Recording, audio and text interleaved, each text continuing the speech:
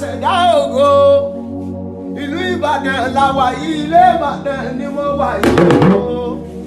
Ìlú àwọn jagun tí wọ́n ń ṣe kankan lójú ogun. Ìlú Ìbàdàn ikú rèé bèrè kó tó wọ̀ ọ́, kọ́ ọmọ bá sá kíjokíjo tó bá dọjọ́ ogun. Ìbàdàn ọmọ tákànlù kan lóde bẹ̀rẹ̀ ọ̀tẹ̀ gbòǹgbò ọ̀nà sómísù. Àwọn ọmọ Ìbàdàn ló ní máa jagun, ọ̀tá máa jagun, ọjọ́ gbogbo bí ogun nípa kíkanjú tó dára lójú láàrin àwọn akin. So fún àsìkò àkókò láti March láti ṣe anniversary 10 years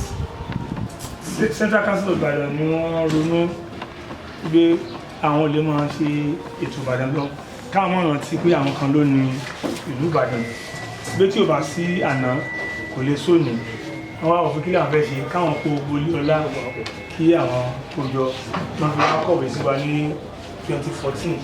ilé olé kọ̀ọ̀kan láti ilé mọ́lẹ̀ lórí ètò débi tó dé wọ́n wá lọ mú owó ní àpò wọn wọ́n fi rẹ́gísítà láti fi ọkọ̀ wa lélẹ̀ ní federal government CAC pé ẹgbẹ́ iye ìṣẹ́gbẹ́ táwọn kan lè fi lè lásán káwọn rẹ́gísítà rẹ̀ owó sísẹ̀ àìná owó bàrẹ̀ náà fi rẹ́gísítà wa àwọn akájọ́ inú àsìkò náà ni bàbá wa ọmọọba Yẹmisí Adéàga táwọn náà jẹ́ ọ̀kan nínú ìdílé jagunjagun nítorí tí ò bá sànà ìran ọdẹ lọ ni wọ́n bàbá wọn ń dáadáa Ọ̀pádèrè tí wọ́n ṣe dáadáa torí tí èèyàn tí ọdẹ lọ ń bà tí ọdẹ lọ bá papòdà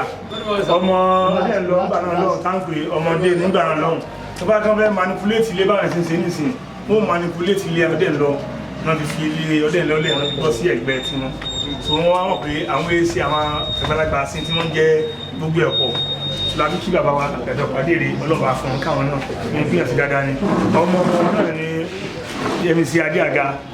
tí wọ́n á jẹ́ president wa immediate past president Central Council of Ibadan region wọ́n wá sí dáadáa àjọ kọ́ níbi ọdún mẹ́ta sẹ́yìn àjọ lọ sí Mẹ̀sílẹ̀ ni wọ́n yan committee fún wa so wọ́n wá òkú kílẹ̀ àwọn fẹ́ ṣe wọ́n fi àpẹẹrẹ torí Mẹ̀sílẹ̀ kéèyàn tẹ́lẹ̀ tó gun òkè yẹn ẹni tó bá lálàáfíà ó kéré jù yóò lò 30 minutes ẹni tó yẹ kí bí irú àbáyé ìfẹ́ ló pa sámọ́ àlùkò àkàtì kàtàkà tó kù yẹn wọ́n á wò pé ó yẹ kí àwa lọ invade àwọn gbogbo ilẹ̀ Yorùbá mọ́ ìlú kan ta ẹ̀yẹn náà pè ní akánimọ́lé àwa lọ ká wọn lé ẹ káwọn ronú káwọn ṣe bàbá wa ronú pẹ̀lú àwọn ìgbìmọ̀ wọn lọ́dún yẹn ní last year wọ́n wá pè wá kábà àwọn kọ gbà àwọn wo ni wọ́n wà lójú ogun àwọn wo ni wọ́n ṣẹ́kù àwọn olókù sójú ogun ẹ bá dẹ̀ lọ wo àwọn yẹn lọ́ọ̀kan ẹ bá ọkọ̀ gbà àwọn tó lọ àtàwọn tó dé àtàwọn tí ò di gbogbo wọn náà wà bẹ́ẹ̀ so àwọn náà wò pé wọn ò gbé owó kan báyìí ní òun náà wọn pè gbùn wọn lè fi kọ lọ́n títí èdè ọ̀la ní ìsìn everybody ó mọ̀ rí pé a ní Peace Treaty monument bẹ́ẹ̀ yẹn tẹ́tẹ́ tí ò bá ti lọ sí Mẹ̀sí tó bá wà Ìbàdàn yóò mọ̀ rí pé symbol peace àti wọn ẹ bá pàṣẹ ń bọ̀ wá. wọ́n tún wá gbé nígbà ní Pèrègùn ọlọ́dún náà bá Pèrègùn ṣùgbọ́n wọ́n kàn yà lẹ́nu pé a máa padà sọ fún àwọn tó wà bẹ́ẹ̀ sí pé àrí Pèrègùn méjì yẹn mọ́ so Pèrègùn méjì mọ́ fíbẹ̀ torí jọ́ tí wọ́n fẹ́ parí ìjà yẹn ní ọdún yẹn ní 1893 yẹn wọ́n pe gbogbo àwọn ogun Ìbàdàn tí bàbá wa Balógun Ọ̀ṣùngbẹ́kùn Àjàyí tó lídì tí Sẹ́ríkì gbogbo àwọn Ìjẹ̀ṣà land yẹn Ògèdèngbé wọ́n wá jọ pè wọ́n wá dìmọ̀ra wọn wá ibi tán dúró sí ẹsẹ̀ méjì táwọn dúró sí ibẹ̀ làwọn ìbò gbé Pèrègùn sí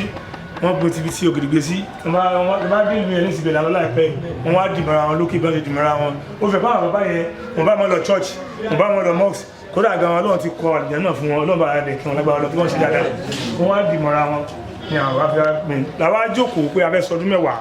bí wọ́n bá bí ọmọ tí wọ́n bá ti pọ́ ọdún mẹ́wàá náà yẹn ọmọ yẹn náà fẹ́ wọ BSS1 nísìn nígbà kan ló sì wà ní primary 4 ṣùgbọ́n nísìn ojú ní kán ọgbà àwọn òbí á ti wà ní BSS1 tó ti wà ní JSS3 so àwọn àti ká sọdún àwa ká bàbá wa yẹ ibi wọn wà nínú ẹni tí yẹn láti rántí ṣùgbọ́n gbà yẹn wọ́n sọ fún wa pé àwọn bísí pẹ̀lú àwọn ètò kan nílùú ònìfẹ́ wọn fi wá mú ọjọ́ òní wá jẹ́ ọjọ́ àpẹẹrẹ ọjọ́ tí wọ́n ṣe tí wọ́n kó ogun nǹkan ogun ní September 22 tí wọ́n ti gbogbo ọmọ ogun Ìbàdàn àtọmọ ogun ilẹ̀ Yorùbá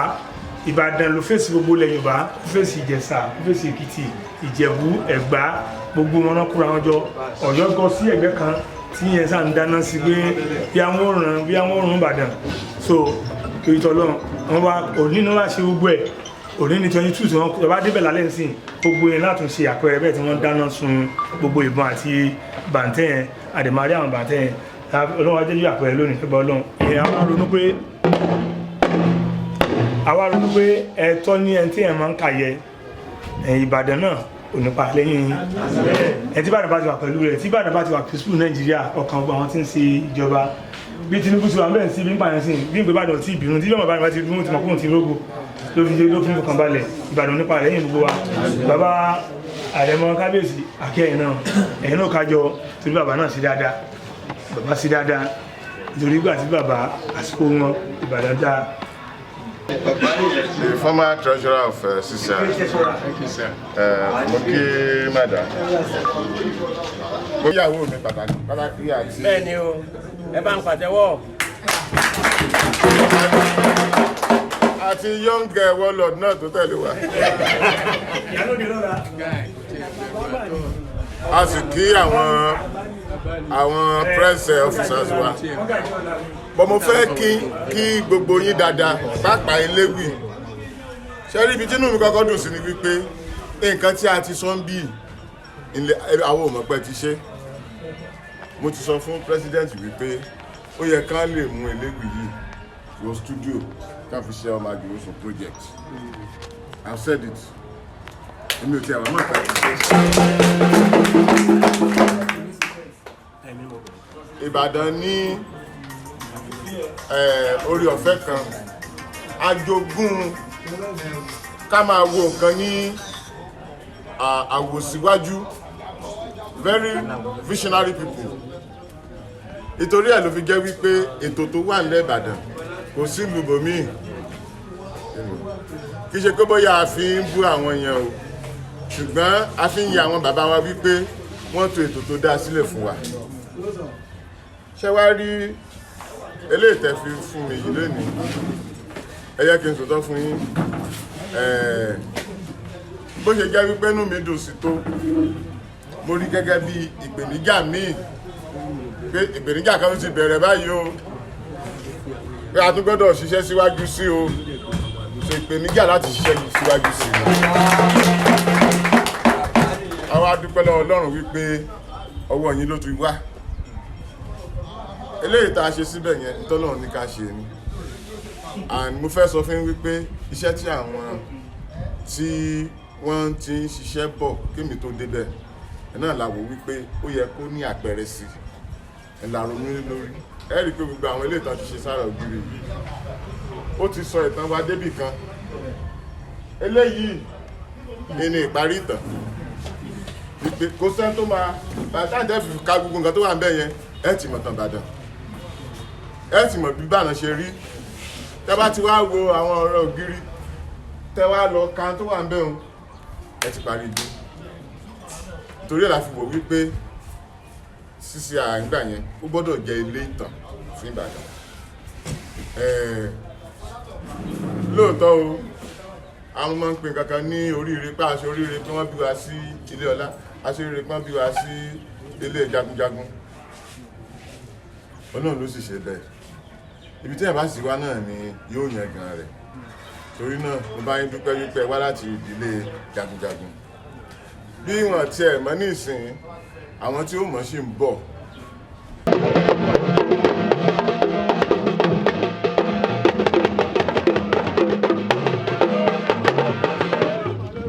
Ẹ jẹ́ ká kọ́kọ́ ṣe kábíyèsí o.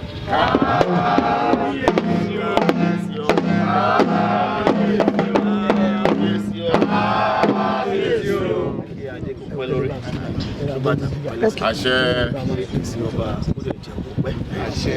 Ọlọ́run fún wa bàbá wa ní ẹ̀bùn nígbà tí wọ́n sọ ọba tó tọwọ́ ká má mú sí lábúrú ìdùnnú ayọ̀ àlàáfíà tó jẹ́ gbogbo wa àwọn bàbá wa táwọn ṣe ọ̀rọ̀ tí wọn náà lẹ́nu tí wọ́n àtàwọn tó lọ sójú ogun àwọn tó tọ́ síbẹ̀ àtàwọn tó wálé tí wọ́n dẹ̀ fi ti padà kúrò kí Ọlọ́run ọba lọ́jọ́ ẹni kó bá ṣe àforíjì ẹ̀ṣẹ̀ fún wọn tó wáyé tán dojúkọ kó má bàjẹ́ tó fi sẹ́nà kó má bàjẹ́ ara ẹ̀yìn wọn náà ni àwa tá à ń ṣe ọ̀rọ̀ ti fún wọn lé ní torí mo bá wọn ṣe ìrántí mi ò bá wọn ṣe eléyìí ló máa jẹ́ bí ẹlẹ́kẹ̀ẹ́ dúpẹ́ fún Ọlọ́run wa à ń lọ rí à ń bọ̀ rí lílọ wa lọ́tọ̀ yìí náà a máa lọ a padà tí wọ́n bá Ìbàdàn nínú ìdùnnú nínú ẹ̀ka àlàáfíà ní ìbànújẹ́ ọkọ̀ níjẹ́ tẹ́lẹ̀ kọ̀ọ̀kan wà bàbá tó yẹ pé ibi tá a dúró sílé ní tó yẹ pé àwọn náà ṣètò ẹ̀ torí ìlú Ìmẹ̀sí la ṣe irú nǹkan báyìí sí àwọn ni wọ́n gbé wá sílùú Ìbàdàn torí pé àwa ni ajé aṣíwájú ogun náà ká lọ ja ogun náà àwa dúpẹ́ lọ́dọ̀ Ọlọ́run bá pé àwọn jẹ́ alákòóso àbí ààrẹ ẹgbẹ́ Central Council of Ibadan NDG lásìkò tí wọn agun ẹṣin káàkiri Ìbàdàn àwọn jagunjagun ilẹ̀ Ìbàdàn àparí ẹ̀ sí Mákòkò ọjọ́ kejìlá gbéra la lọ sí Ìmẹ̀sí alẹ́ lọ adéláyọ̀ àtàlàáfíà lẹ́yìn ìgbà iná tí wọ́n ronú pé nǹkan tá à ń lọ ṣe ń bẹ̀rẹ̀ gan ẹ ká ní orírun ẹ̀gbọ́n ní nídọ̀wọ́n bí èyí ló wà fà tí ó lọ́dẹ̀ fún ọṣẹ tí wọ́n ṣe tàwọn abẹ́lé ni àwọn abẹ́lé ni pé wọ́n tọ́ fún kí wọ́n gba àmì ẹ̀yẹ ẹni àwọn jọmọ́ àbí ìjọ àwọn ọmọ ilé jagunjagun ti ilẹ̀ Ìbàdàn tó fi wá wò pé àwa tó ṣe báyìí ó yẹ ká fún ọ ní àmì ẹ̀yẹ torí pé nǹkan ọmọ nígbàgbé ni kò tó ṣe sí ìwà tí ò dẹ̀ ní tọ́ lágbára Ọlọ́run àwa ó lò gbáyé àwọn ọmọ wa náà tún wá lò gbáyé bẹ́ẹ̀ ni orúkọ wọn kò ní parẹ́ orúkọ wọn bá dẹ̀ ti parẹ́ orúkọ ilé wọn náà ní parẹ́ àwọn ọmọ wọn náà wọn máa bá ń bẹ̀ pẹ̀lú nùdùnú so ní wọ́n ní ká kì í sà àwọn Association of Ancient Ibadan Warlord Families wọ́n ní ká fún yín ní ẹ̀mí ẹ̀yẹ yìí gẹ́gẹ́ bí àdúrótì àti fún ìgbéga ilẹ̀ Ìbàdàn fún ìgbéga àwọn ilé jagunjagun lágbára Ọlọ́run ilé òní jẹ́ àgbàmọ̀ fún yín lẹ́yìn tẹ̀lé gba ilé bá ti gbà tipẹ́ ní ò bá jẹ́ ẹ̀mí kábàámọ̀ pẹ̀lú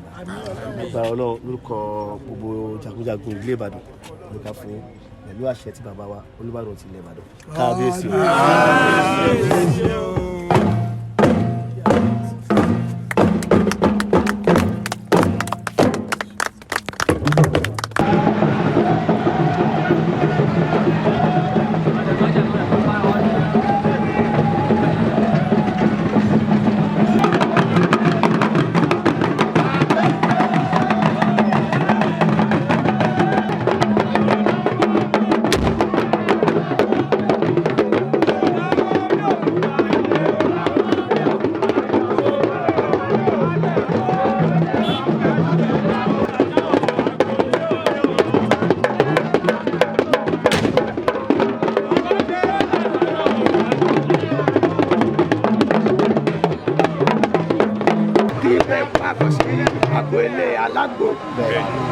ọkàn yẹn abalẹ̀ ẹ̀rọ àrùngbà bẹ́ẹ̀ bá ti ṣe ń lọ bẹ́ẹ̀ lẹ̀ ẹ́ mọ̀ dé àgbà ní morojúmọ́ra yẹn ni àgbàjẹ́ kékeré bá ti dúdú àròjù ara yìí akínsàlẹ̀ ló bí àlàlẹ̀ bí àtẹ̀pẹ́ náà tẹ̀lé ní àgbẹ̀gbẹ̀ yẹn àtẹ̀lẹ̀pẹ́ o kí tó máa lọ bẹ́ẹ̀ máa yá ọ̀nà ìlànà lórí. kọ́dẹ̀ mọ́mọ́ bọ́dẹ̀ jà ó kọ́dẹ̀ mọ́mọ́ bọ́dẹ̀ jà kọ́dẹ̀ Ìbàdàn kọ́dẹ̀ Èkó kọ́dẹ̀ mọ́mọ́ bọ́dẹ̀ jà ó. lágbo ìmọ̀ alágbo ẹ̀ òun ló ń pèsè ìbọn kò lè ṣe kó má ṣàtìta tó bá ba èèyàn lójú ogun alágbo ẹ̀ ti wà ní special tó dúró òun ló pèsè àgbo bó jẹ́ mẹ́ta bó jẹ́ mẹ́rin bó jẹ́ méje agbèrán lágbo kùn ó wà lójú kan bí tó ti ń ṣe àgbo yẹn agbèrán lágbo kùn ẹ ló máa gbé lọ sí kínní torí tó bá dọ̀là ẹ rí. lábí ìjọ jẹ́ àbátan nínú Ìmẹ̀sí ilé kódà ọkùnrin takuntakun òkúta ìwà ń bì tó bá dúró ń bẹ̀ tó bá rán ìbọn ẹ̀ níṣẹ́ tí wọ́n bá ní alámọ̀gá wọn àjíṣẹ́ tó rán bẹ̀ kì í tàṣe Ògèdèngbé tó dẹ̀ jẹ́ ọ̀rẹ́ ẹ̀ gan ìrántí wọn òun náà ọkùnrin takuntakun aṣọ ọ̀pọ̀ bẹ́ẹ̀ lọ́jọ́ alágbára so ó ṣe rí nìyẹn. so bàbá Ọlábìjọ jẹ́ ọ̀kan nínú àwọn jagunjagun tí wọ́n jọ ja ogun Kírì yìí kó tó di pé àwọn òyìnbó dé láti ṣe àyájọ́ ọjọ́ ìní tá à ń ṣe yìí pé láti jẹ́ pé kí ogun kó jẹ́ ká jẹ́ kó gun omi lágbára Ọlọ́run ọba iwájú tí bàbá wa Lábẹ́njọ tí wọ́n fi sílẹ̀ kò ní bàjẹ́ èyí tó dẹ̀ fi sílẹ̀ náà ò ní bàjẹ́ lágbára Ọlọ́run abámarí yín bá bá wa pẹ̀lú yín thanks so much ẹ ra. ẹ ní sìnrìn àwíṣẹ àbọgbó ẹ ní sìnrìn ìjọ tó gun bá mímú jẹ ẹ ní rìn lọ́dọ̀ àwíṣẹ ìbílẹ̀ Òyìírí nìyí Òyìírí òun ni eégún tó ṣe kẹta alágbo àti lágbo òkè tó gé lápá kan lójú ogun. ó tẹ́wọ́n níbàrọ̀ ló gé lápá. bẹ́ẹ̀ ni òun ni so ilé ẹ̀ ní lágbára Ọlọ́run lágbára Elédùmarè àjọṣe wa kò ní bàjẹ́ o a máa rí i. òun náà máa jáde lọ́la. ó máa jáde. àbáyé ṣe tó bó ṣe ní.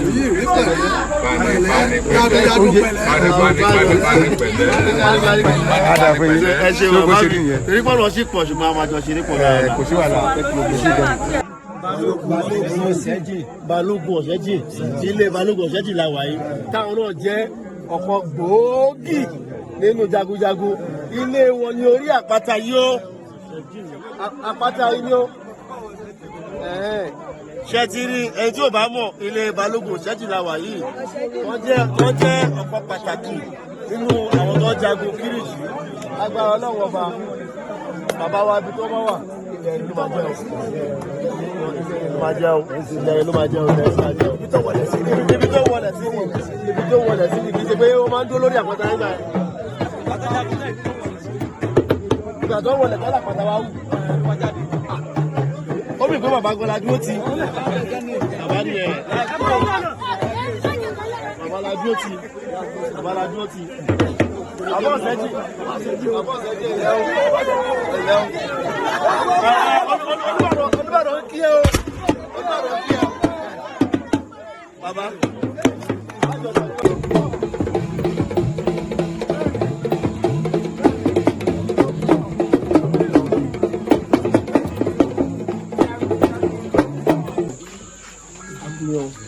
ẹkún ìlú lọ́wọ́ lágbára Ọlọ́run ọba àmàrí bá lágbára Ọlọ́run ọba ẹ̀mí mọ̀ṣù ẹ̀mí ọlá àwọn ọmọ inú àní ọlá a kí ní orúkọ bàbá wa Olúbàdàn ti ilẹ̀ wa bàbá ń dé káàkiri ọdún eléyìí ń jáde mọ̀ fún yọ ọjọ́ ajagun bẹ́ẹ̀ ni gidi ó jẹ́ pé ọba ajayé ìgbà kan ni kẹ́sì gbẹ̀mí kàmẹ́ pa ẹlẹ́dà nbàmú débi àwòrán rẹ̀ wà ní ilé rẹ̀ ní ilé rẹ̀ ní ọ̀gbọ̀n bí ẹ̀já tó ajagun àdá pọ̀ yìí ó jẹ́ ìyẹn takuntakun ní lójú ogun. ọjọ́ gbòógì tó jẹ́ kókó pẹ́ ni ní Kírìjì bẹ́ẹ̀ ni bẹ́ẹ̀ ni ní Kírìjì kábùnẹ̀ gidi kó bá jẹ́ pé èsì ti lé pẹ̀tẹ́ta tú. ọ̀rọ̀ ẹnu yín gan tó fún wa láti gbàgbọ́. àyà ṣe bẹ́ẹ̀ kó gan kó ṣé ẹ káàbọ̀. àdúgbò lọ́wọ́ yín o. ẹ ṣe wáyé wáyé.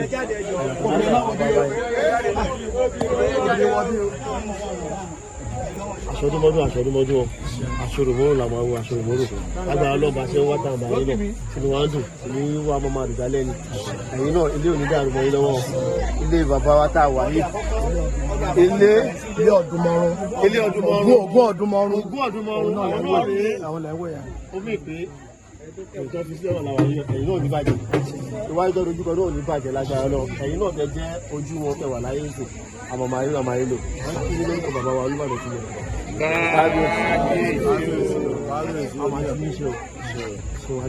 àwọn náà ẹ lè sọ fún wa níwọ̀n bá fún wa. yóò bá wa sọ̀rọ̀ àwa náà ti yín o bẹ́ẹ̀ ti wá sí mẹ̀sí ògùn lẹgbẹ́ wẹ̀ ní sínú àgbàrá ẹ̀jẹ̀ ṣe rí ibi tá a wà á yìí ibẹ̀ náà pè ní ìpínlẹ̀ Ògùnmọ̀rún nílùú mẹ̀sí ilé àwọn ló tẹ ìlú ìdó nínú ìlú tá a wà á yìí àwọn ló tẹ ìlú ìdó àwọn ló jẹ́ ọdẹ àkọ́kọ́ tó kọ́kọ́ sílẹ̀ ní mẹ̀sí ilé tí ibẹ̀ la wà á yìí orírun ẹ̀ la wà á yìí ṣe nígbà tí ogun lè gbà yẹn tí àwọn ẹranko burúkú pààyàn jẹ àwọn ọdẹ tó dúró lélẹ àwọn olóyè kó máa jọba nínú ìlú tá a wà yìí o ṣàwọn pé jagunjagun ń gbà yẹn ògbójú ọdẹ wọn ò kì í ṣe bẹ́ẹ̀ gbélé oríṣiríṣi nǹkan tó ń ṣẹlẹ̀ bí ilé àwọn ló ń fèsì ẹ̀ nígbà tí bàbá yẹn wò pé wàhálà ti fẹ́ pọ̀ jù tó fẹ́ pé ògo tó bá ṣẹlẹ̀ nínú mẹ̀sí ilé orí wọn náà máa ń dakọ̀ tí wọ́n bá fẹ́ ṣe nǹkan ní mẹ̀sí tí ẹranko burúkú wá wọ̀ mẹ̀sí táwọn jíǹdíje wá wọ̀ mẹ̀sí ìrìnàjò lẹ́wàá yìí ìrìnàjò tẹ́ ẹ máa rìn ẹ̀ ní tẹ́ ẹ máa rìn tẹ́ ẹ ní padà wálé bẹ́ẹ̀ ní bá wọn rìn. ní bàbá wa dúró òun náà pè ní Ọ̀dẹ́bíyì àkọ́kọ́ nígbà yẹn wọ́n wá dúró bí eléyìí pé báwọn náà ṣe fẹ́ ṣe tí wàhálà bá ṣẹlẹ̀ àwọn náà máa pè tó bá wà lóko wọn máa ṣe pé ìlú nígbà yẹn wọ́n fẹ́ jọba ó ní tóun bá ti jọba ó ní gbogbo ogun tó ṣẹlẹ̀ ó lò ní ráyè máa fèsì ẹ̀ ló wá wọn yan àwọn olórí nígbà yẹn Ọdẹ Òṣòrí wà Ọdẹ Ọ̀dùnmọ́rún ló wà òun ní àkọ́kọ́ ọdẹ tí wọ́n kọ́ máa dé inú Ìmẹ̀sílẹ̀ tó tẹ̀ ìlú Ìmẹ̀sílẹ̀ dúró lẹ́yìn Ọdẹ Òṣòrí yẹn ọba gbogbo Ọdẹ Òṣòrí ní Ìmẹ̀sílẹ̀ lélẹ́yìn. ọdẹ ìjànáwó àṣàwọdẹ wà lọ́wọ́ yẹn ọdẹ ìlú kéétì nǹkan bá ṣẹlẹ̀ ọjọ́ ìpín àwọn jagunjagun gbà yẹn máa tún wọn sí ìsọ̀rí ni gbogbo ogun tó tẹ̀ ṣẹlẹ̀ Ìmẹ̀sí ìgbà yẹn bí elébó ṣe ìpàdé bó ṣe gbogbo ẹ̀ ìrí ìgbà yẹn ti kírètì ẹ̀ ẹ̀rí pé gbogbo ibi tá à ń lọ yẹn ọ̀nà àkọ́kọ́ tá máa ń gbà ní ara mọ̀kàn tẹ́bi táwọn ògbóni ti ṣe pàdé ìgbà yẹn ọ̀nà yẹn wà bẹ́ẹ̀ pèrèkú yẹn wà bẹ́ẹ̀ tó máa ń gbà ẹni tó fi ṣàṣojú ẹ̀ lélẹ̀ láti dé Ọ̀dùnmọ́rún Ọdẹ Òṣòrí Ọdẹ Ọ̀dùnmọ́rún wà Ọdẹ Òṣòrí wà Ọdẹ Ṣàwọdẹ wà Ọdẹ ìlú náà ti kírètì ẹ̀ wọ́n dẹ̀ ti yégun gbà yẹn pé àti Ìbàdàn àti Ìmẹ̀sí nígbà tó kún parí pé wọ́n gbọ́dọ̀ múra wọn lọ́mọ ìyá òun là ń ṣe lọ báyìí o ilé òdẹ ní jáse mọ́ àwọn àgbà ló máa ń pòwe kan nígbà ìwáṣẹ̀ ẹni báwọn ló ṣe pa wọ́n ní tabutu ló bí Ògún orò náà ní bàbá ẹ̀ lọ́jọ́ kú títà ló wọ̀ wá sí ìlàwọ̀ iye aṣọ ló mú bora ẹ̀wù ẹ̀jẹ̀ ló wọ̀ wọ́n ló bá pàdé Ògún níbi ìjà níbi ìta níbi àgbẹ̀rẹ̀ ẹ̀jẹ̀ gbé sàn lọ́jọ́ tó bá bí ọ̀nà tó bá fẹ́ gbòde yẹn àníjáde lọ́jọ́ yẹn. kí ni orúkọ bàbá wa Olúbàdàn tilẹ̀ Ìbàdàn. káàdìsí o. ẹ kú mi lọ́wọ́ a máa rí yín bá o àti wá bí lọ́dún èmi àti èrè yín a tún padà wálé mi a tún rí yín lágbára náà ikú ò ní pa yín fún wa àrùn ò ní gbé yín dè ìlú Ìmẹ̀sí báyìí ìlú Ìmẹ̀sí kò ní dàrú àti iṣẹ́ ìbá ọlọ́pàá bọ́.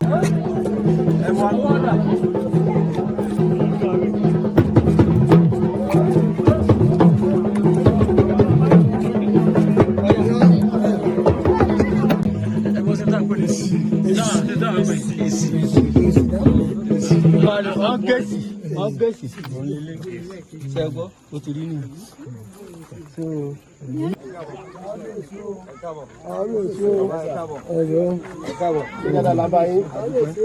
ẹ kú ilé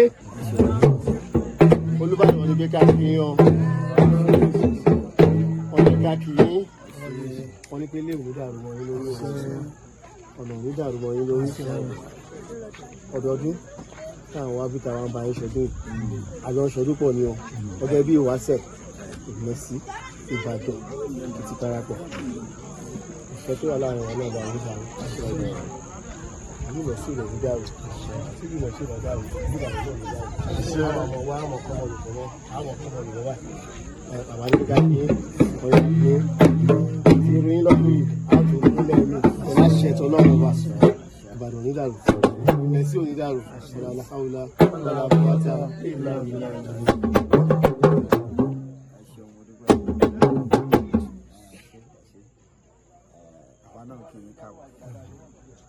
inú wa dùn púpọ̀ èmi gẹ́gẹ́ bí ẹnìkan nígbà tó ń pè wọ́n láwọn Ìbàdàn tí mo ní báyìí mo ní àpẹẹrẹ pé ìgbà mi á tu ra láṣẹ tó lọ ẹ̀ṣẹ̀ púpọ̀ inú mi dùn bàbá wa yìí náà ní kí n sọ fún yín pé ẹ káàbọ̀ wọ́n ní ànímọ́ báyìí ní pèrègùn ń dá sọ tiẹ̀ wọ́n lówó ò ní tán lọ́wọ́ ayé ní kí n sọ fún yín pé Awọ̀lúmọ̀tẹ́ lórúkọ tá à ń pomi wọ́n ní èmi dùn lórúkọ tá à ń pè yọ̀ wọ́n ní ọmọ pọ́n mi lé lórúkọ tá à ń pè pò lórí pé ẹ wá ẹ̀mí tẹ́ ẹnìkan yín máyà lẹ o ayé ò ní rí yín mú bàbá ní kí n sọ fún yín pé a sọdún mọ́dún wọ́n ní a sọ òmóró wọ́n ní kí n sọ fún yín pé tí eégún bá lóṣù báyìí aṣọ rẹ̀ máa ń kù sẹ́yìn pé gbogbo ibi tẹ́ ti mówó lórí ọ̀rọ̀ kíríjì àpò yín ò ní gbẹ rí àpò yín ò ní gbẹ fẹsẹ̀ tẹ ilẹ̀ mi sí lẹ́nu gbogbo ibi ẹ bá ti fẹsẹ̀ tẹ Ọlọ́run á máa gbà fún yín ẹ káàbọ̀ ìwádùn láti rí adúgbò lọ́wọ́ yín aṣọdún àtúnṣe ní àṣẹ Ọlọ́run ọba tó sọ wa pàdé lẹ́nu àtúntò wa jí láyọ̀ àtàlàáfíà àwọn àjọṣe ogun ètò ìkúrò kó tó di pàápàá sílẹ̀ Ìbàdàn àwọn bàbá àwọn bá dẹ̀ ṣe fẹ́ fi ìlú ilẹ̀ èrè yín àní kó kúrò àwọn náà wà bá rẹwà nìbàdàn iye tí ta fi sílẹ̀ bí yóò bẹ̀rẹ̀ sí di ọlá fún yín á bẹ̀rẹ̀ sí dọ̀là fún yín láṣẹ tó náà ẹ ṣe wọn adúgbò náà.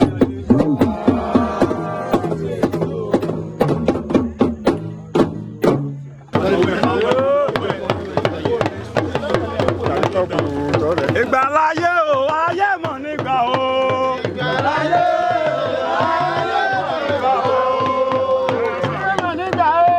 ayé mọ̀ nígbà o. Ìgbàláyé. Àwọn ni wọ́n lọ́wọ́ wá síbí. Gbogbo nǹkan ọwọ́ Ọlọ́run ló wà. A dúpẹ́ lọ́wọ́ Ọlọ́run pé àgbà wọn ò bàjẹ́. Ibi tí àgbà ń lọ náà lọ tó bá ti tọ́jọ́. Mo rẹ̀ dúpẹ́ fún bàbá gan pé àsìkò wọn tọ́jọ́ sísan Ìbàdàn. Bàbá tí wọ́n dẹ̀ tún wá padà dé ìsìn Ọlákùsí bẹ̀. Ọlákùlẹ́yìn owó síbẹ̀ náà kí Ọlọ́run jẹ́ kí àwọn náà ló pẹ́. Kí ìgbà wọn kó tu Ìbàdàn lára. Kó tu ilé lára. Kó tu oko lára. Kó tu ẹbí lára. Kó tu ẹrú àtọmọ wọn lára. Ní Ìmẹ̀sí ń bí bàbá wa ní ká kí yín púpọ̀ ìyẹn wá òye ti ìlú Ìmẹ̀sí kọ́lọ̀ bá wa lọ́ra ẹ̀mí wọn náà bọ́n ṣe ṣọdún yìí tán rán wa wá ṣojú wọn ẹ̀ tán ṣe ọ̀pọ̀lọpọ̀ ẹ̀ láyé àwa tí wọ́n sì ń rán wá síbi lọ́dọọdún láti wá ṣe kúkú má gbà wá lọ́wọ́ káwọn náà kan tọ́jọ́ kan dàgbà kan tó rí bí àgbà rè ká má sunkún ẹnìkan kan nù wá. ilé ìtawà ṣe ń bí lẹ́nu tàbá wa ti wá ń lọ ayọ̀ wa amọ̀kùn lọ́bàdàn ayọ̀ tí yín báyìí yóò dúró tì yín náà ni. àṣẹ àṣẹ àṣẹ àṣẹ. tóbi ọlọ́run bá mi ní ọmọdé lálẹ́ àwọn ọ̀dà àbọ̀tà ṣẹ́kẹ́ ìlànà ìlànà. ọba Jésù Kristo Olúwa wa. eriwo ọmọ eriwo ọ̀sìn pé ọpẹ́ o. bàbá tiẹ̀ mọ́ dá ifá fún ọmọdé. ní dédé àsìkò tá a wà àwọn òyìnbó wọ́n rí pé táwọn ò bá disperse àwọn combatant soldiers lọ́nà méjèèjì ìyẹn àwọn Èkìtì parapọ̀ àti àwọn Ìbàdàn forces tí àwọn ò bá tú wọn ká ó ṣeé ṣe káwọn fọwọ́ sí ìwé àdéhùn yìí kó dijọ́ kejì kó tó bẹ̀rẹ̀ sí kojú síra wọn so ó di dandan láti wá ọ̀nà láti tú wọn ká òun ló bí iná bonfire tí àwọn òyìnbó ṣe níbí ní 23rd of September 1886 láti tú ibùdó ogun méjèèjì ká àwọn Èkìtì parapọ̀ wọ́n ní ibùdó wọn ní apá Ìmẹ̀sí Ìpolé Ìmẹ̀sí Ìpolé ni wọ́n ń pe Ìmẹ̀sí ilé ńgbà náà àwọn Ìbàdàn forces tí bàbá wa Ọ̀ṣungbẹ́kún Balógun Ìbàdàn tí wọ́n ní àǹfààní láti darí lẹ́yìn ikú Látòóṣà tí wọ́n kó jọ àwọn náà ní ibùdó wọn sí apá ọ̀tún tí mo náwó sí nítòsí ọ̀nà Ìbàdàn lẹ́yìn ìgbà tí àwọn òyìnbó tí wọ́n ti ṣe agreement yìí pẹ̀lú àwọn baba ńlá wa tí 24 obas tí wọ́n ti fi ọwọ́ sí mo ṣe sọ ṣáájú ó kù àti tú wọn ká àti tú wọn ká ni ó bí bonfire tí wọ́n ṣe ń jọ́ náà lọ́hùn ní ìrántí bí wọ́n ṣe tú wọn ká wípé wọn jà mọ́ èèyàn méjì ń jà làwọn ó yá ìwọ padà sílé ní bonfire yìí wà fún ọdọọdún tá a bá ti ń ṣe àyájọ́ ìparí ogun Kírìjì náà làwa náà máa ń ṣe níbí yìí gẹ́gẹ́ bí ìtàn ṣe sọ fún ni èyí tẹ́ bá ní àǹfààní láti ka Samuel Johnson rí nǹkan tí mò ń sọ yìí tí Samuel Johnson sọ lẹ́kùnrẹ́rẹ́ ó sọ débi pé nígbà tí wọ́n ṣe gbogbo àdúrà àti ètò tán bí Ọlọ́run gan fi àṣẹ sí nípa rírọ̀ òjò láti tú wọn ká a ṣe bonfire yẹn nírántí ìjọ yẹn mo ṣe sọ lẹ́yìn ìgbà tí ètò yẹn lọ tí àwọn tó ń bára wọn jà yìí tó ti túká tán àwọn èèyàn wa níbẹ̀ sí ọdọọdún náà máa ń wá síbí láti wá ṣe àdúrà pápá àwọn ògbóni wọn àwọn náà jẹ́ ká mọ ibi tí àwọn ìṣẹ̀lẹ̀ oríṣiríṣi ti ṣẹlẹ̀ ibi tí bàbá wa ti ṣubú lójú ìjà ààrẹ látòóṣà kò jìnnà síbí ẹ sì rí igi pèrègún tí wọ́n gbìn sí the exact spot tí wọ́n ti fẹ̀mí lélẹ̀ ibi tí wọ́n ti parí ìjà tó ti fi ọwọ́ sí Peace Street gan ẹ tún rí pèrègún náà ń bẹ ojúbọ Ògún àwọn Kiri Èkìtì parapọ̀ tí bí Ògèdèǹgbé ti ń darí wọn ẹ tún rí pèrègún míì náà ń bẹ bí ìtàn ibi ṣe lọ àwọn Ògbóni ni wọ́n jẹ́ ká mọ̀ òun mo fi ń béèrè lẹ́ẹ̀kan pé àwọn fámìlì Lábọ́sìndé tá a tiẹ̀ ń gbọ́ wípé àwọn náà kópa nínú kinní ó yẹ kó máa yọjú sí wa lọ́dọọdún àwọn brothers mi Ìbíkúnlé àwọn náà dẹ̀ ti ṣàlàyé pé a lọ ṣiṣẹ́ lórí gbogbo àwọn yẹn mo rò pé mo ti dáhùn ìbéèrè yín lẹ́kùnrẹ́rẹ́ bẹ́ẹ̀ ni sà àwa ti wá mú kọjá pé à ń tú àwọn tó ń jà ká a ti sọ ibi ìdí àṣẹ ìfẹ́ lọ́dọọdún iná tẹ̀ ń wò yẹn tó bá ti jò tó gbóná dáadáa a máa kó iṣu sísun sínú ẹ̀ àjọ máa la iṣu jẹ níbi ká tó lọ ẹni bá fẹ́ mu nǹkan àǹfààní wà fún láti ṣe fàájì dàárọ̀ ọ̀la níbí tá a sì mu nǹkan débi tó wù wá ibi náà a máa ń yan ọ̀rẹ́ ọ̀pọ̀lọpọ̀ àwọn èèyàn náà pàdé bí fún ìgbà àkọ́kọ́ tí wọ́n sì di ọ̀rẹ́ láéláé láti àsìkò yẹn lọ nǹkan tá à ń ṣe ń bí lọ́dọọdún nǹkan tá a lérò pé ó máa gbé ilẹ̀ Yorùbá ga ó máa mú ìdàgbàsókè ìlọsíwájú àti àlàáfíà bá àwa ọmọ káàárọ̀ oòjíire ni ẹni tí ó wà ní apá àlàáfíà mi àwọn ni wọ́n ń pè ní ọmọ ọba Elégùté àwọn ni ìlú tí à ń pè ní IPA kọmitì tí wọ́n fi sí ipò láti mójútó ètò bá a ti fẹ́ ṣe àṣeyọrí níbi ayẹyẹ tòní Ọlọ́run á jẹ́ kí wọ́n ṣe pé o mo dúpẹ́ lọ́wọ́ gbogbo àwa tá a wá mo lè sọ lẹ́ẹ̀kan mo kí Mọ́gàjí ọ̀rẹ́ mi every year náà la máa ń wá síbi Ọlọ́run àtúnjọ péjọ dẹ́gbẹ̀ra ọdún tó ń bọ̀ ẹ ṣé púpọ̀. ẹ yẹ bá a dá ọkàn yín lẹ́ẹ̀kan sí sà. èmi ni Ọ̀túnba Òjó Williams agbẹjọ́rò ni mí olóyè ni mí ọ̀tún ọwọ́ àti ìlú Ìmẹ̀sí ni mí kọ́lọ̀ ń jẹ́ ká mọ́ra wa ju báyìí ṣe púpọ̀. ẹ ṣe sà láti iléeṣẹ́ Mobide Radio TV ní sà ẹ lè follow wa ní orí YouTube orí TikTok and every of our platforms sà. máa follow yín. ẹ sà ẹ ṣe gan sà Mobide Radio TV ní sà ẹ sà ẹ ṣe gan sà. Ògún náà ní wọlédè ni Ògún náà ní wọlédè ni ẹni náà ní lájò ní wọlédè ọdẹ Ògún náà ní wọlédè ẹni náà ní lájò ní wọlédè ọdẹ Ògún náà ní wọlédè ẹni náà ní lájò ní wọlédè ọdẹ Ògún náà ní wọlédè ẹni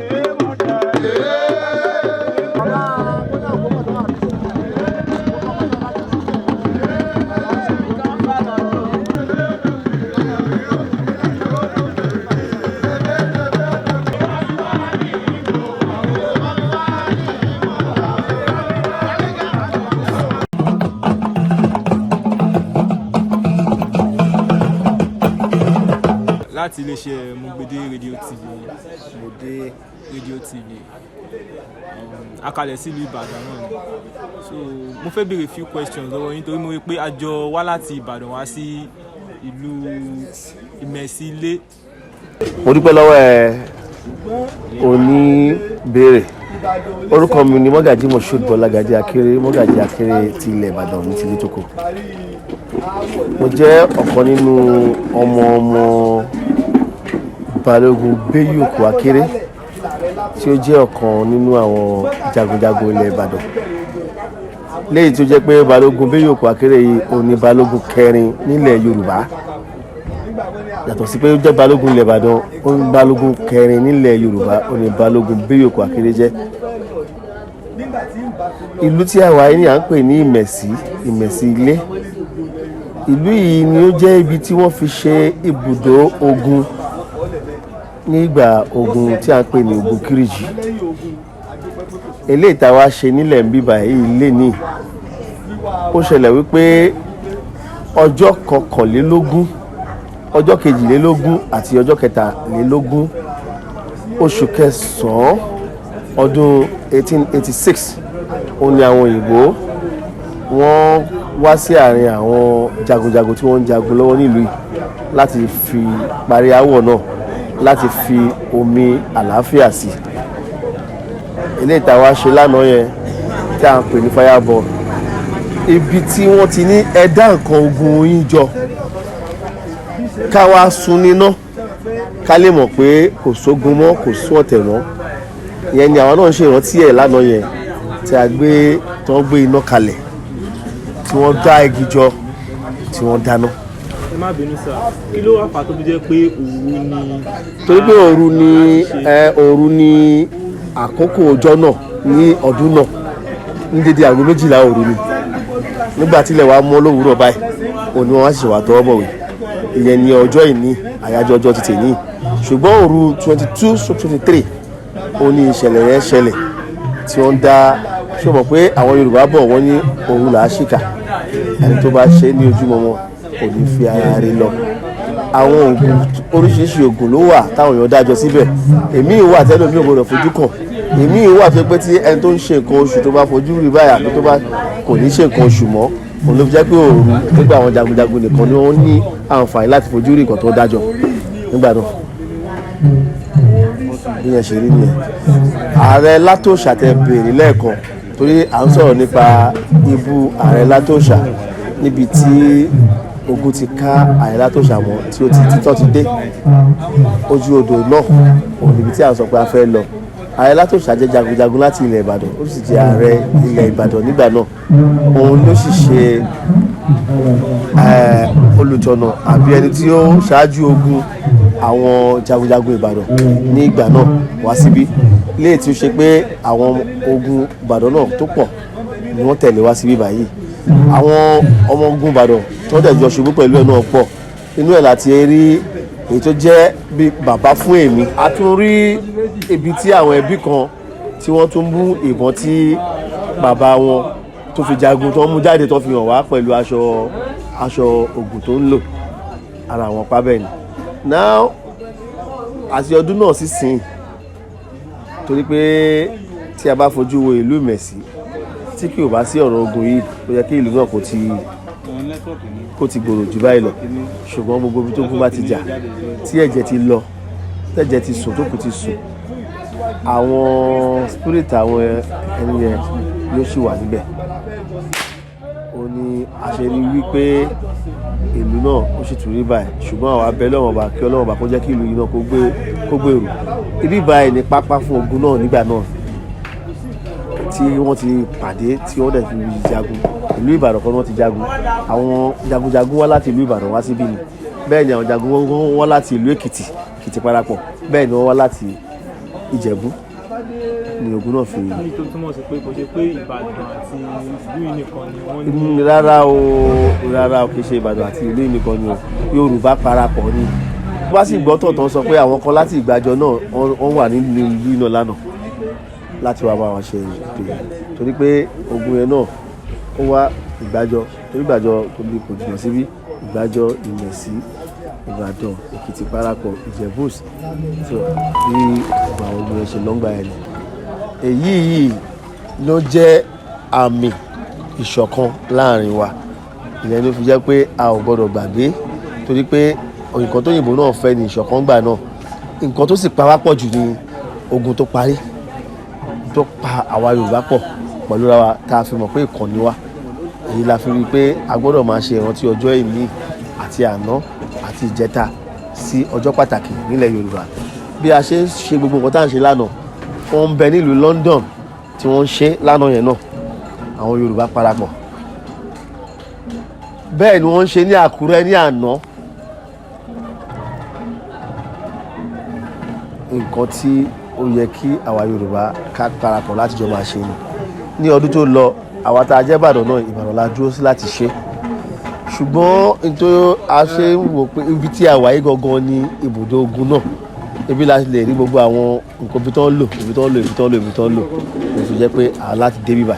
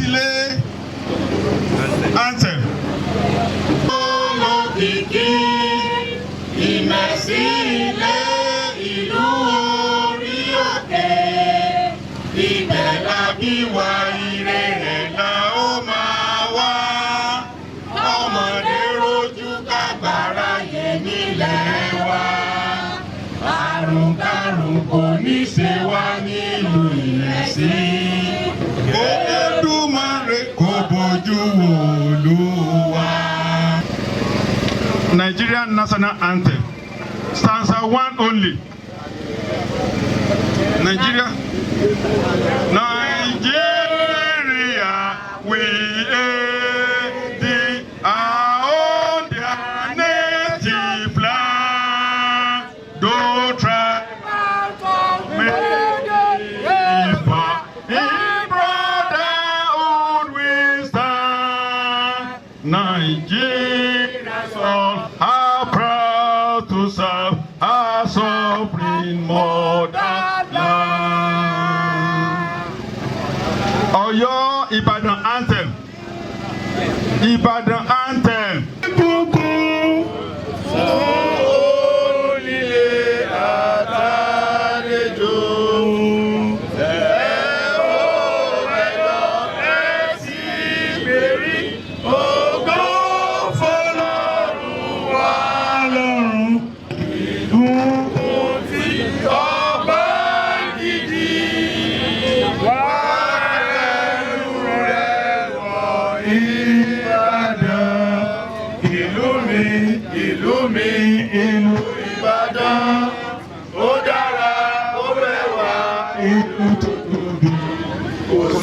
Kíbi tí mo lè wà lórílẹ̀ ayé tí mo lè gbàgbé ìlú Ìbàdàn. Olóòfà mi ní Ìbàdàn àgbẹ̀ wá o. Olóòfà mi ní Ìbàdàn àgbẹ̀ wá o. Olóòfà mi ní Ìbàdàn àgbẹ̀ wá o.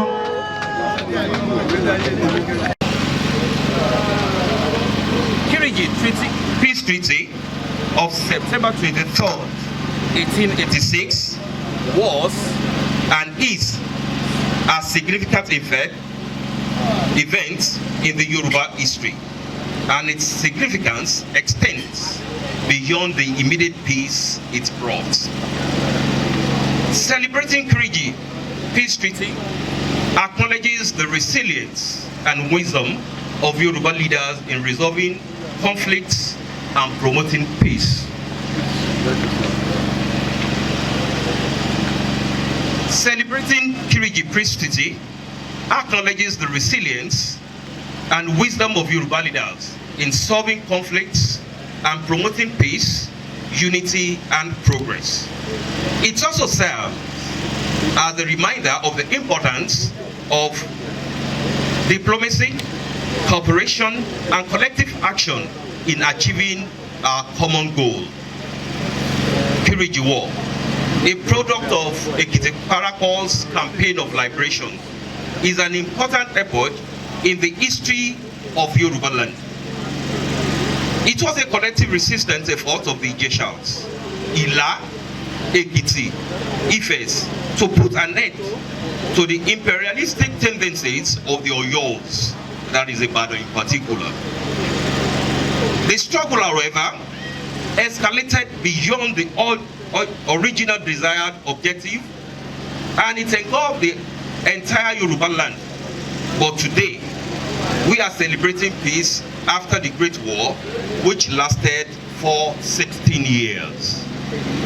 The longest intra-tribal war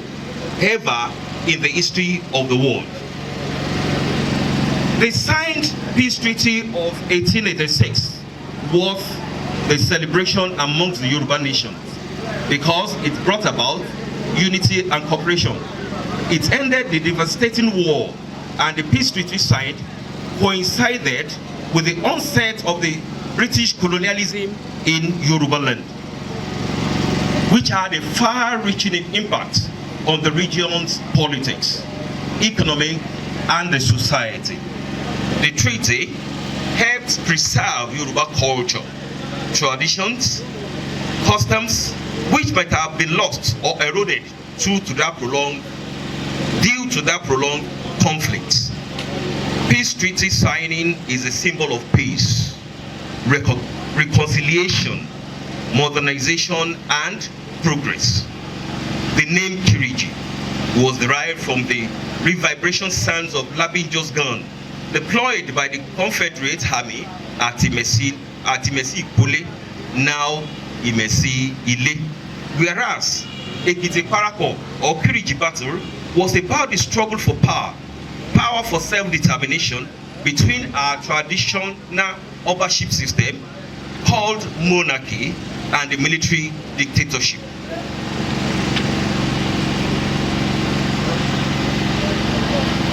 History informs us that Ibadan was a military settlement called garrison, jointly established by all Yorubas, Owu, Egba, Ijebu, and Oyo kingdoms. Contingent forces came from other kingdoms of Ijesha, Otun, to strengthen the regiment. It was this military might that saved Yoruba land from the expansion and the conquest drive of the Fulani at this junction. I want to appreciate the Osun State government and officials for their past involvement in culture and tourism in Imesile, especially as it concerns Kiriji site, which has been slated for development starting from next year.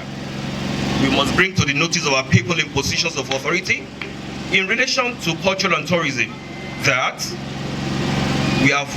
have about 19 tourist sites at Kiriji Battlefield. Among others are the High Command, Ogedegbe stone carved seat, Ogun Shrine, Olosemeta Ogoni Sports, Ibu Latosha, Labinjo's shooting range, the Proclamation Sports, Fejeboju Stream, Faragota Tree, the dump site where mass grave is.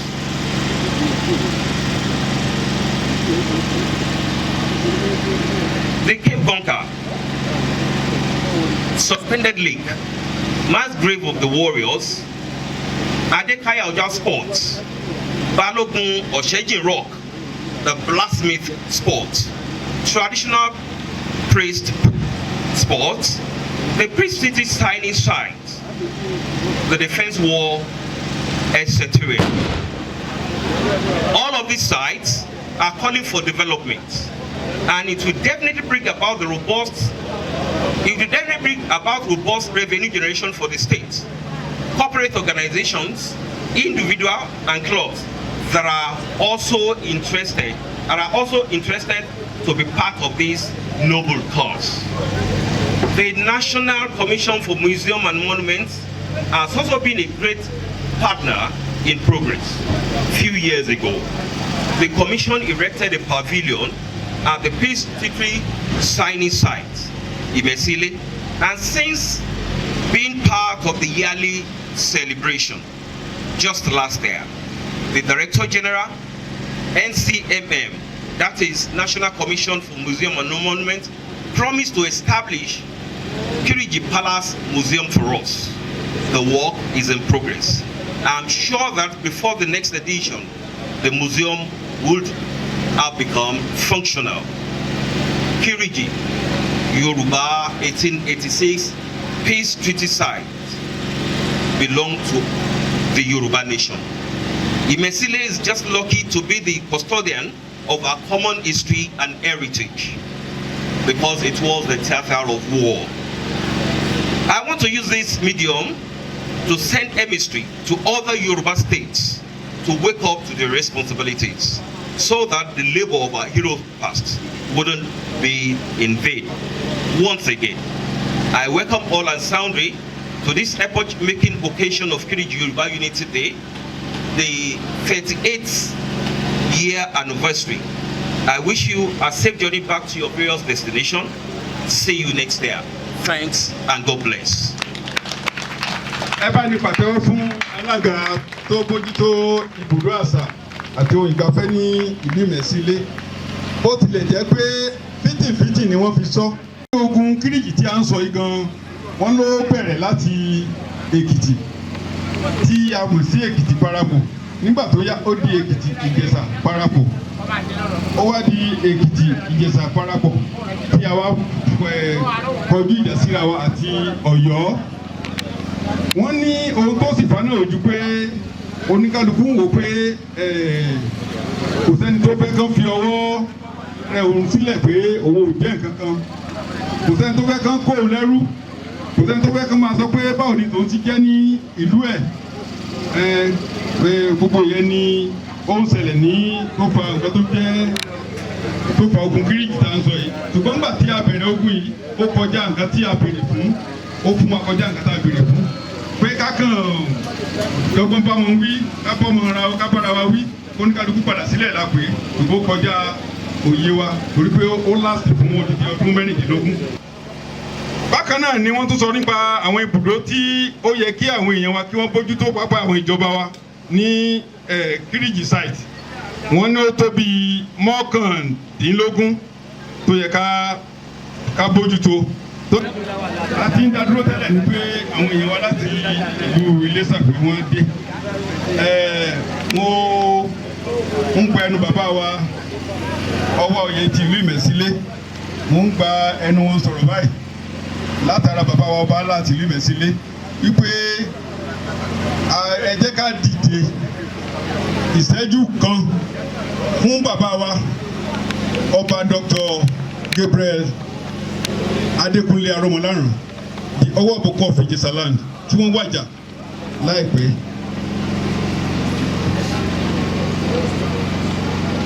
Ojo Williams wọ́n jẹ́ ọ̀tún ọwọ́ àti ìlú Ìmẹ̀sílé as well as the President Kiriji Cultural Foundation. Ọ̀gá mo kí kábíyèsí bàbá wa Enoch Akínyẹmí tí wọ́n jẹ́ ọwọ́ àgbẹ̀ ti ìlú Ìmẹ̀sílé. Mo kí bàbá wa Olúbàdàn ti ilẹ̀ Ìbàdàn. Ẹ ṣeun Mọ́gàjí mo dúpẹ́ gan. Bọ̀dá mi Ìbíkúnlé mo dúpẹ́ o. Gbogbo ẹ̀yin tẹ́ ẹ wá pàṣẹ máa ń wá lọ́dọọdún mo dúpẹ́. Ìbàdàn ò ní dàrú o. Ilẹ̀ Yorùbá ò ní dàrú o. Mo kí olórí aládé Ògìrì Kiribiti Ọọ̀ni Ilé Ifẹ̀ tó jẹ́ bàbá fún gbogbo wa. Mo kí wọn. Ipò Oòduà kò ní bàjẹ́ kò tí ẹ̀ lè bàjẹ́ náà ni á túbọ̀ máa gbòòrò sí i. àṣẹ. mo kí àwọn agbátẹrù ètò yìí the Mercy Progressive Association àti ẹni tí wọ́n fi ṣe aṣíwájú ọ̀rọ̀ tourism lónìí Ralph Elébùté àti gbogbo ọmọ ìgbìmọ̀ wọn pátápátá. Mo kí olóyè ìlú lábẹ́ ọba ńlá àgúnlẹ̀gbọ́ ọmọ asọ̀rọ̀ ṣàkàṣàkà ní wà. Aṣojú bẹ́ẹ̀ lọ. Mo kí gbogbo ọmọ Ìrẹsì ilé lápapọ̀ tá a wà ń bí lónìí. Gbogbo àwa agbódegbà ọ̀rọ̀ Ògùnkiri tá a péjọ sí bí. Kẹ́hìndé Kọ́láwọlé,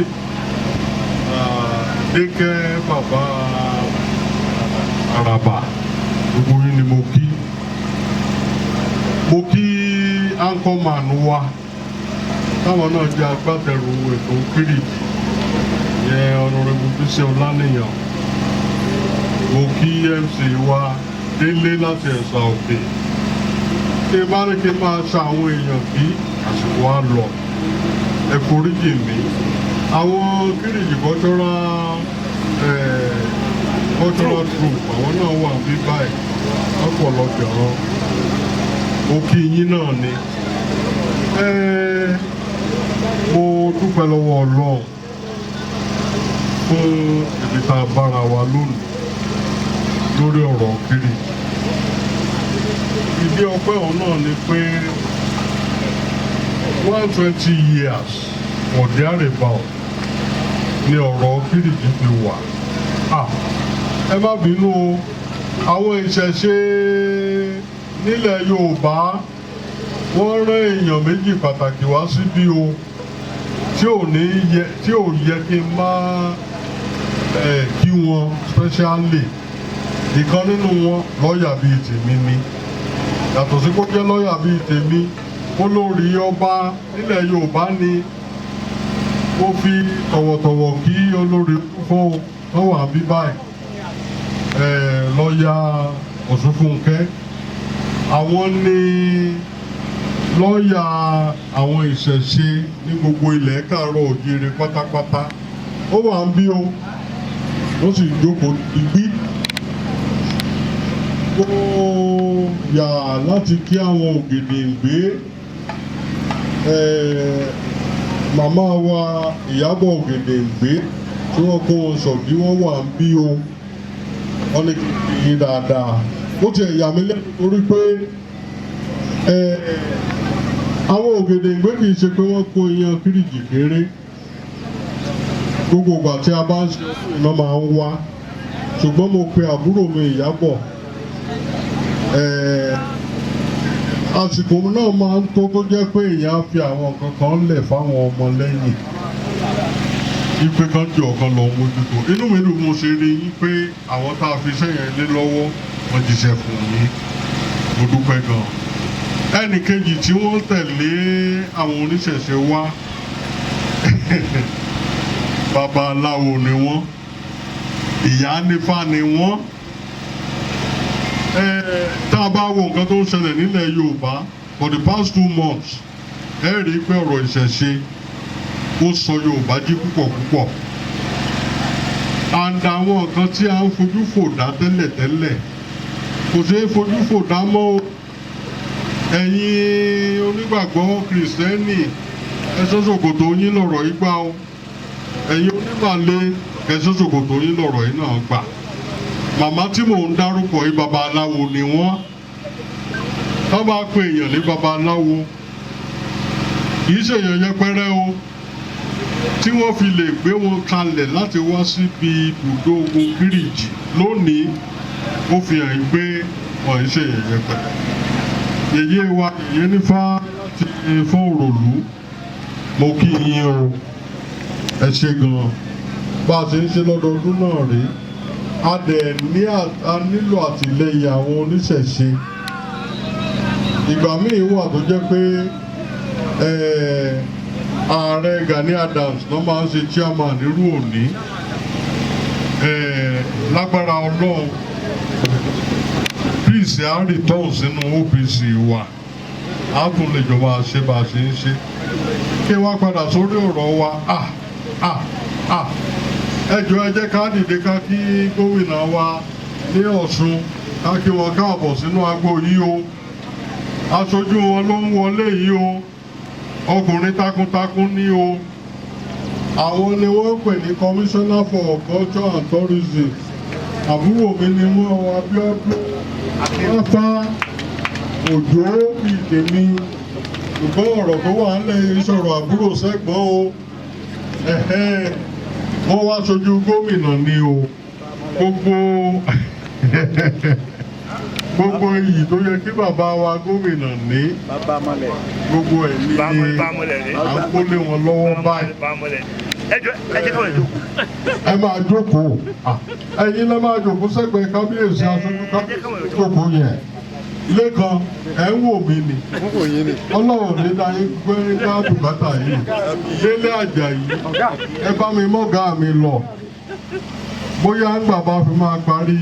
iṣẹ́ tòní gbogbo nǹkan tá à ń pè ní development Kiriji wọn bá wa parí ẹ̀ bọ̀dá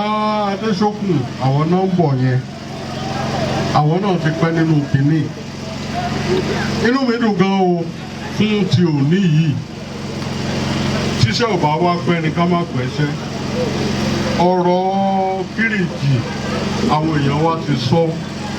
kì í ṣe ọ̀rọ̀ ẹ̀mẹ̀sí ilé nìkan mọ́ kì í ṣe ọ̀rọ̀ ẹ̀mẹ̀sí ilé nìkan mọ́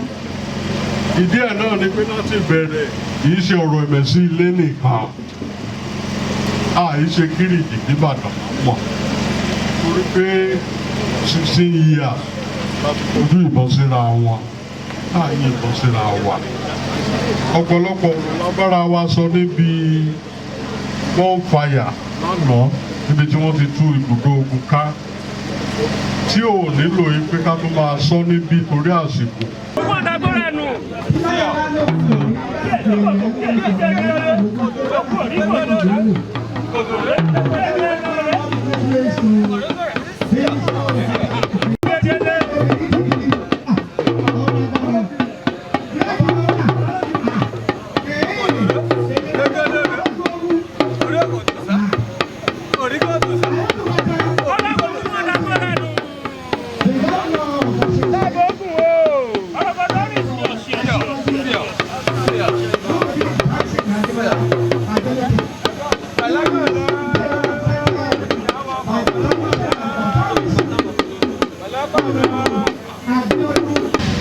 ọ̀nà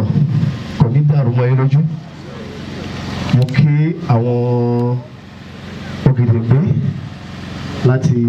ilẹ̀ Iléṣà náà agbógungbòrò lágbára Ọlọ́run ọba ẹ padà délé báyélé láyọ̀ àtàláfíà tó fi wá kárí gbogbo àwọn àlejò tí wọ́n wà pélé ní tí wọ́n wá ṣe àfilélẹ̀ àbí àṣeyẹ àbí ìrántí fún àwọn nǹkan tó ti ṣẹlẹ̀ nínú ogun Kiriji nílẹ̀ Ìmẹ̀sí tí ó jẹ́ pé bẹ́ẹ̀ ni àlejò ní gbàgede fún ogun náà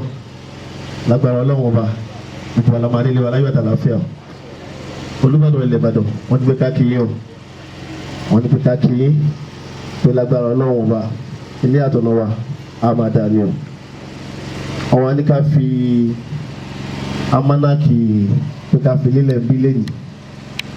nǹkan tó wà nínú amánákì wọ́n ní 1886 Yorùbá Kiriji Peace Treaty of Friendship lẹ́yìn tí àwọn òyìnbó kan ti sọ pé ká wá ìṣọ̀kan láàrin gbogbo àwa Yorùbá pátá tí àwọn bàbá wa tí wọ́n sì tọwọ́ bọ̀wé tó ní pé ká jẹ́ gbogbo omi ogun níjà mọ́ nílẹ̀ Yorùbá ogun tó ti ṣẹ́ ní lágbára náà kò ní dìde mọ́ ọ̀rẹ́ láwọn bàbá ara wa ṣe inú ẹ̀ lọ́dẹ̀ sọ pé àwọn bàbá wa tí wọ́n tọwọ́ bọ̀wé ń bẹ̀ láti jẹ́ pé ogun wa mí wọ́n bẹ̀rẹ̀ látòrí bàbá wa Adéyẹmí Aláàfin ti ìlú Ọ̀yọ́ wọ́n sọ àsìkò tí àwọn náà tọwọ́ bọ̀wé ní June 25, 1886 bẹ́ẹ̀ ni wọ́n ní Àjàyí tó jẹ́ balógun ti ilẹ̀ Ìbàdàn gbà náà àwọn náà tọwọ́ bọ̀wé Ọ̀ṣuntókí Máyẹ̀ ilẹ̀ Ìbàdàn Fìjàbí àwọn náà apàṣẹ ni wọ́n jẹ́ nílùú Ìbàdàn Fájìmí Àgbàkin nílẹ̀ Ìbàdàn Tájò Ọ̀túnba ilẹ̀ Ìbàdàn Agúnlóyè Ọ̀wọ̀ àti ilẹ̀ Ìbàdàn bẹ́ẹ̀ ni wọ́n ní Ọ̀kígbà lóyè Ọ̀wọ̀ rẹ̀ ọ̀tún ni wọ́n jẹ́ bẹ́ẹ̀ ni oyè sóyè Àjèrò làwọn ti wá nílùú Ìjẹ̀rò Ọ̀dúndún Olójúdó nílùú Ìdó Ògèdèngbé Sẹ́ríkì ni wọ́n jẹ́ láti ìlú Iléṣà Dẹ́rìn Ọ̀wọ̀ ní elect ti Ilé Ifẹ̀ nígbà náà bẹ́ẹ̀ ni Awótíndé Ọbalúfẹ̀ ni wọ́n nílé Ifẹ̀ Ọ̀rámúyìwá Ọbájírò ni wọ́n jẹ́ nílé Ifẹ̀ náà Akíntọ́lá Ọbalọ́rọ̀ Ilé Ifẹ̀ Ọ̀ṣúndùlú Ajárùwà ti Ilé Ifẹ̀ Dòdò Aróde Ilé Ifẹ̀ Awórìnlọ Arísàwúrẹ́ Ilé Ifẹ̀ Ọ̀gá Balógun Ilé Ifẹ̀ àwa lọ sí Ògùnwọlé Ògùnṣáò ìlú Mọdákẹ́kẹ́ Ṣọwọ́ fún Balógun Mọdákẹ́kẹ́ Arólẹ́yẹ fún Ọ̀túnmọ̀ fún Mọdákẹ́kẹ́ Àbókí Àwùjalẹ̀ ti Ilẹ̀ Ìjẹ̀bú náà fọwọ́kàn Balógun tilẹ̀ Ìjẹ̀bú àwọn bàbá wa àwọn 24 tí wọ́n tọwọ́ bọ̀wé tí wọ́n fi ṣe àdéhùn pé kò ní sí ogun kò ní sí ọ̀tẹ̀ mọ́ nílẹ̀ Yorùbá ní agbára Ọlọ́run bá ní orúkọ bàbá wa Olúbàdàn ti ilẹ̀ Ìbàdàn a fi kàlẹ́ndà ìlélẹ̀ lẹ́nu yìí fún gbogbo wa bíbá yìí ní orúkọ títí èmi. èèyàn wa tí wọ́n jẹ́ jagunjagun ní ilẹ̀ Ìbàdàn wọ́n gbúdọ̀ ní almanaki sílé bàbá wa Olúbàdàn kódà ó gbúdọ̀ wà ní bedroom wọn báyìí pẹ̀lú ìfilọ́lẹ̀ tá a ṣe lẹ́ni gbogbo ààfin ilẹ̀ ọba ilẹ̀ Yorùbá pátápátá ni wọ́n gbúdọ̀ ní ìwé àdéhùn àlàáfíà yìí sí ọ̀dọ̀ wọn ní báyìí à á fún wọn ní 50 almana ẹ fún wọn ní 50 almana. Okay. ẹ bá fún wọn látẹ̀wọ́ 50 almana ṣé lórúkọ bàbá Olúbàdàn ní ìyẹn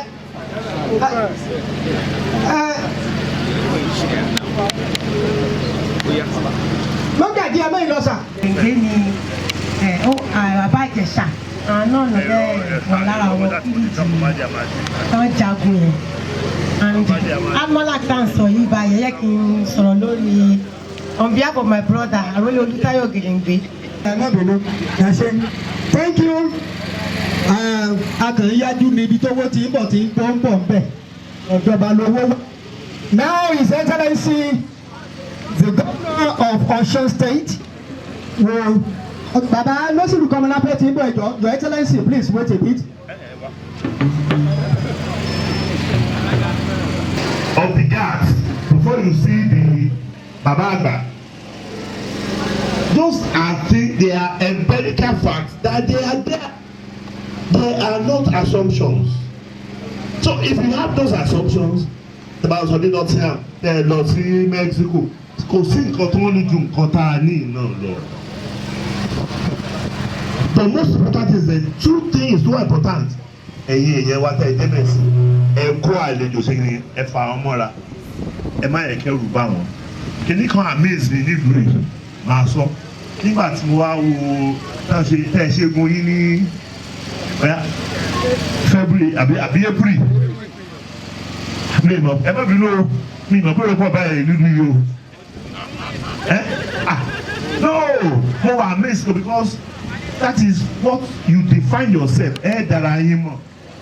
àwọn tó máa wálé wá wálé mo kókó àwọn èèyàn gan tó máa ṣe ìsàtàn wọn padà lọ ọ̀dẹ́ bá parí egún orúkọ máa yẹ ó máa ń wúyàn ní òru one tẹ́lẹ̀ pé tó máa wẹ̀ wọ́n á ṣe fíìmù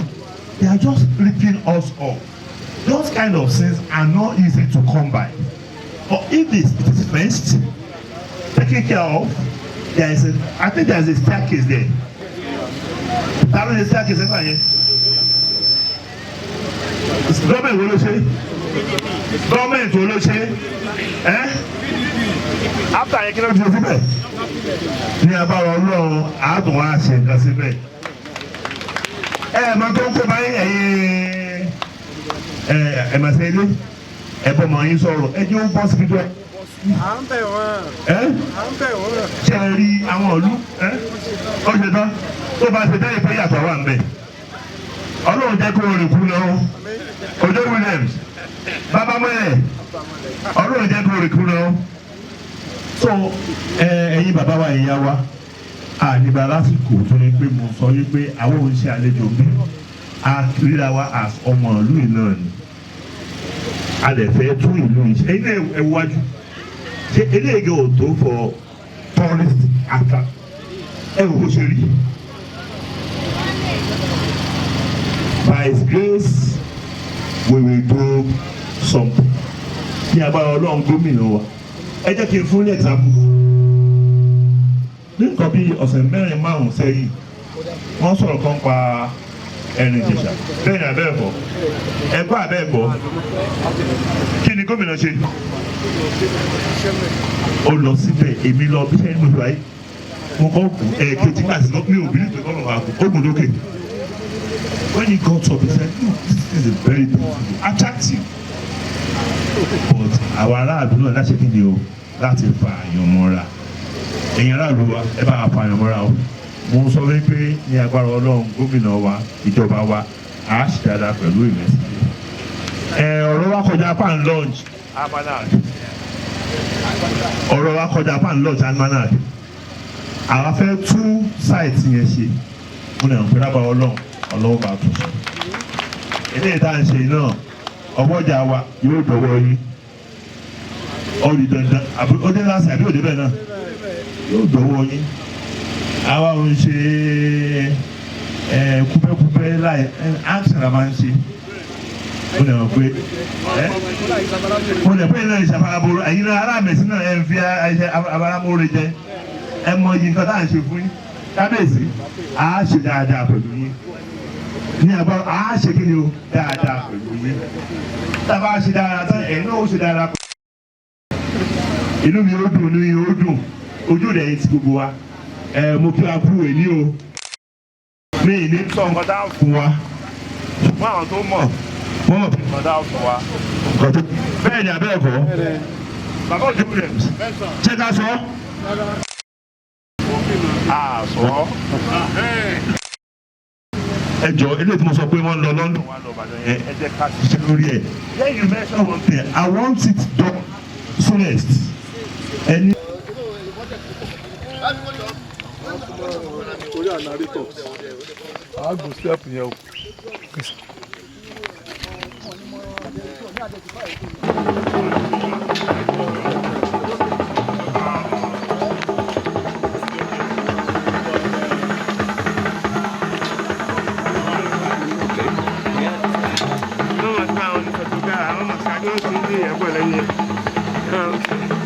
Haciendo ese mamá Ruyani.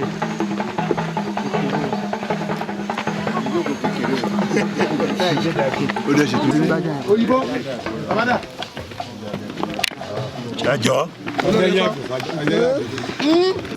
Náà ni a lè pè ní ojúbọ Ògún tó jẹ́ pé ó jẹ́ ti àbáláyé ó yàtọ̀ sí ojúbọ Ògún ti ìlú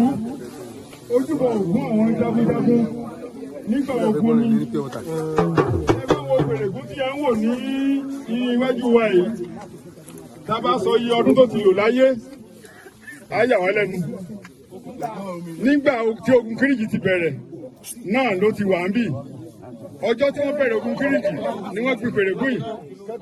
ẹni bó ṣe rí báyìí kò lè kú láéláé ṣẹ́jú gbọ́ báyìí náà níbi Ògún tí wọ́n fẹ́ bọ lẹ́nìí ní òkè ojúbọ Ògún bì ní àga Ògèdèngbé wà gẹ́gẹ́ bá ṣàlàyé fún wa ní ààfin òkúta tó wà lẹ́yìn wa yìí ní òkúta bàbá wa Balógun Ọ̀sẹ́jìn orí òkúta ló máa ń dúró sí nígbà ogun Kírìjì òun ní igbákejì Ògèdèngbé òun ló ń pàṣẹ fún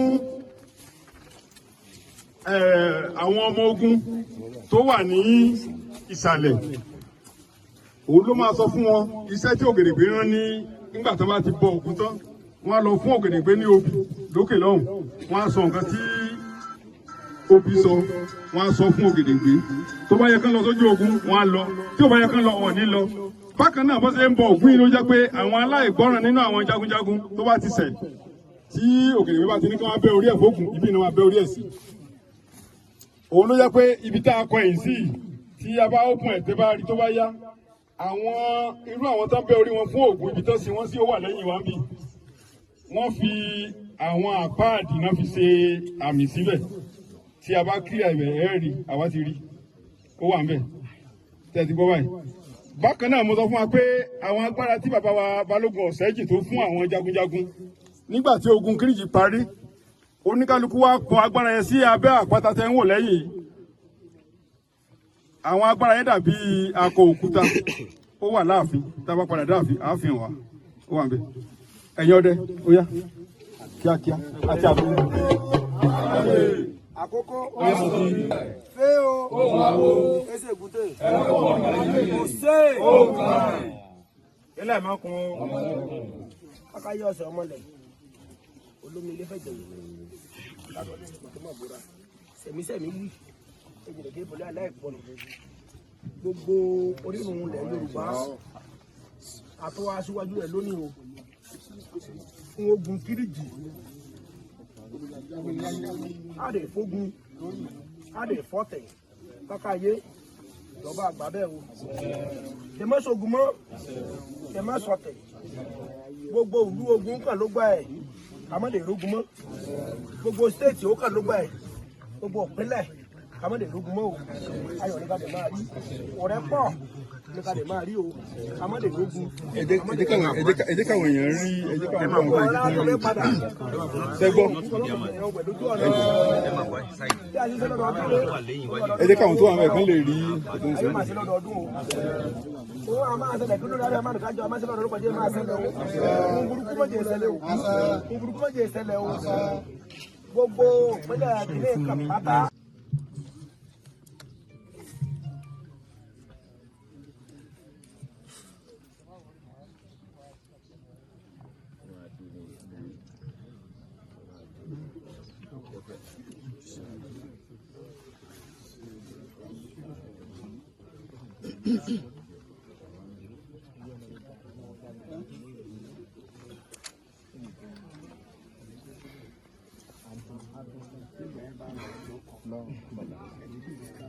Tiẹ̀rẹ́ o,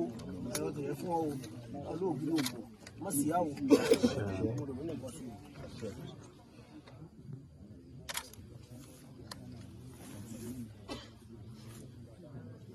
Ọ̀pá máa tẹ́ o, àpàtẹ́ ni ẹ̀fọ́ ń pẹ́ náà tẹ̀. Wọ́n tẹ ògbó yà á nìbí. Olùkọ́ ọ̀kan, káàrọ̀ wọ́n tẹ àkókò wọ́n tẹ àwọn.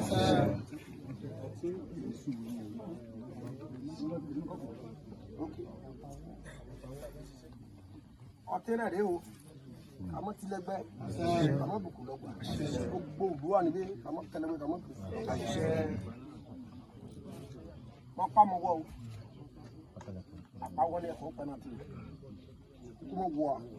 àrùn mọ́ wọ́ ọba olúkọ̀ọ̀kan, kúkú mọ́ wọ́ àrùn mọ́ wọ́ ìlú ibẹ̀ kúkú mọ́ wọ́ gbogbo ọmọ ìlú ibẹ̀ kúkú mọ́ wọ́ ànàmúnitọ̀gà o. Ànàmúnitọ̀gà orúkọ bá ti já fóònù òun gbà gbogbo ọba wí lórí kárọ̀ kìrọ̀ mọ́ òbídé o.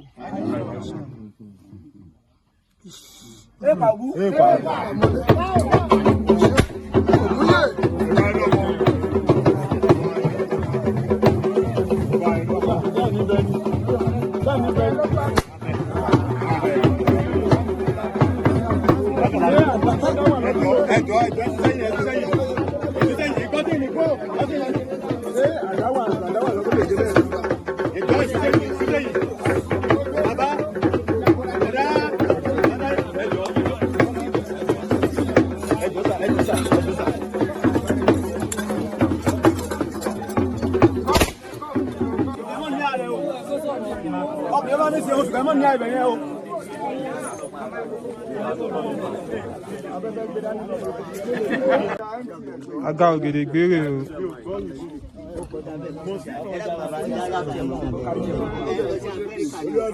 Olórí ọ̀dọ́.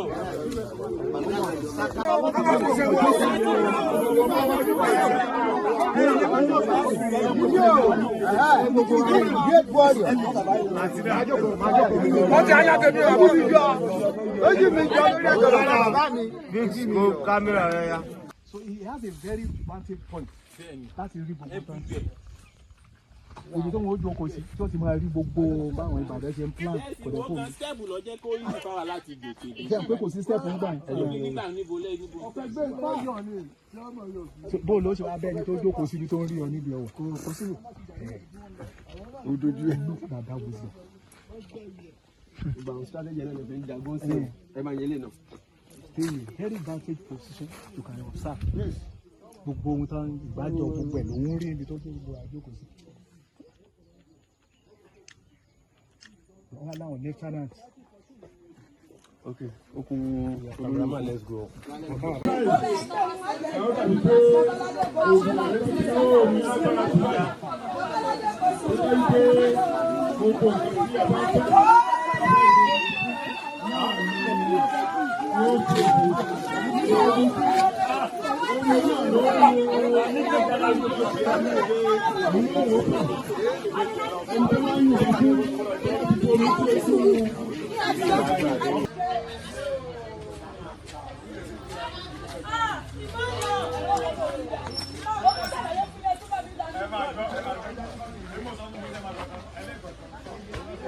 Ibi bíbá ni wọ́n ti ń ṣe àgbẹ̀dẹ tí wọ́n ti ń rọ gbogbo nǹkan ogun. Bíbí yìí ni àwọn òkúta tí wọ́n fi ń jókòó ṣe nì. Àwọn òkúta yìí jókòó wọn nìyẹn. Gbogbo ò ní jà wá o.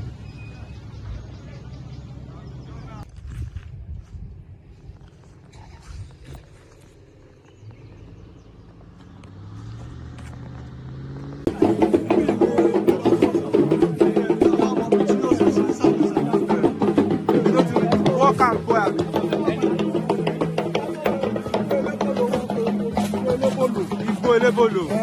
nígbà wọn di àtàwọn bàbá wa gbé èbòlò sí gbogbo bí láti pé wọn máa fi ṣe jẹun lóúnjẹ tó ilé elébòlò wà tó ìsàlẹ̀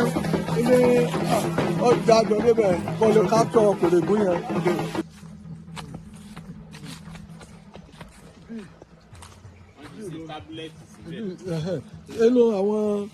inú àwọn bàbá ẹwọ òkúta yẹn ìkànnì àwọn babaláwo rẹ̀ lójú òkúta síbẹ̀ àmọ́ lẹ́yìn ẹ lójú òkúta yẹn òkúta eléyìí òkúta tẹ̀ ń wò lẹ́wọ̀ ibi ibi látò ṣàṣubú sí nìyẹn ibi tí igi yẹn wà ibi tí igi wà ìbẹ̀rẹ̀ ṣubú sí so nígbà tó wá ṣubú tó yóò ṣe Ògèdèngbé wá sọ̀kalẹ̀ ní orí òkè ibi tí ẹ wà Ọ̀ṣùngbẹ́kún tó jẹ́ kìnní Ìbàdàn náà tó jẹ́ balógun òwò tó kù ní tó jẹ́ sẹ́ríkì ńgbà náà kó tó di balógun Ìbàdàn wọ́n wá sọ wọ́n wá gbé Kèrègbè Kèrègbè òkèlè ẹ̀wọ̀ Kèrègbè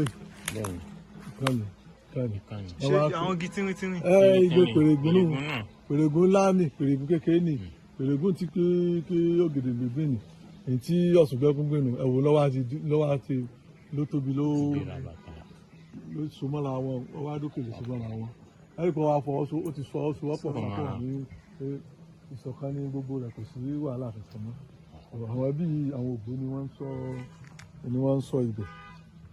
àwọn ògbó ni. so òkúta tó wà nílẹ̀ yìí èèyàn lódì. ọ̀nà babaláwo rẹ̀ ni.